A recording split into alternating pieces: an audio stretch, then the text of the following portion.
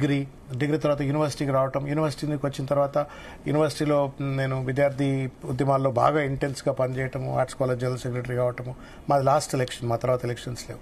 So that social elections ఉండే, మాది last election. మీరు పోటీ చేశారా? నేను పోటీ చేశాను. ఆర్ట్స్ కాలేజ్ మా గమ్మత్ ఏంటంటే మా ప్యానెల్కి వ్యతిరేకంగా అన్ని సంఘాలు ఒక ప్యానెల్, మాదొక్కటి ఒక ప్యానెల్.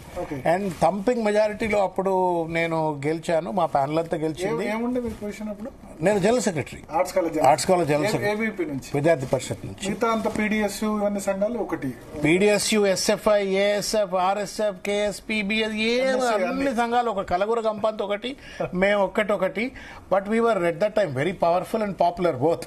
కాబట్టి గెలిచినాము. గెలిచిన తర్వాత కొంత అప్పుడు రాడికల్ స్టూడెంట్స్ యూనియన్ వైలెన్స్ జరగటము, చాలా మంది చనిపోయినప్పుడు అప్పుడు government has stopped, banned all the elections అనమాట. సో టెక్నికల్గా arts college Osmania university union elections last union మాదే.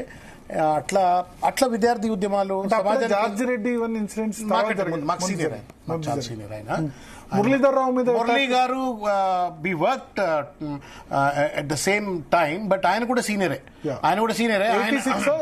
మీరు ఎప్పుడు అంటే నేను 85 ఉస్మానియాకి వచ్చాను, బట్ టెక్నికల్ గా యూనివర్సిటీలో జాయిన్ అయింది 86 లో.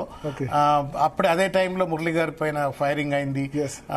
అప్పుడు అంటే మురళి గారితో మేము అప్పుడు రామన్న, జిత్తన్న, గోపన్ వాళ్ళ అవన్నీ అంతే జరిగింది. అంత అదే మీరు అప్పుడు పెద్ద వార్ అంటే విద్యార్థి అసలు మామూలుగా అప్పుడు ఏంటంటే ఎప్పుడు తెస్తామో ఎప్పుడు బతామో తెలియదు.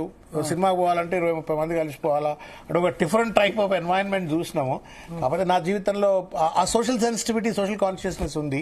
కాకపోతే there was a professor in my life who transform, professor Parameswaran అని సైకాలజీ ప్రొఫెసర్ ఉండే. ఆయన నన్ను అంటే సమ్ మ్యాజిక్ టచ్, ఒక్కొక్కళ్ళది టచ్ అనమాట. ఆ టచ్ నన్ను మార్చేసింది. నార్మల్గా విద్యార్థి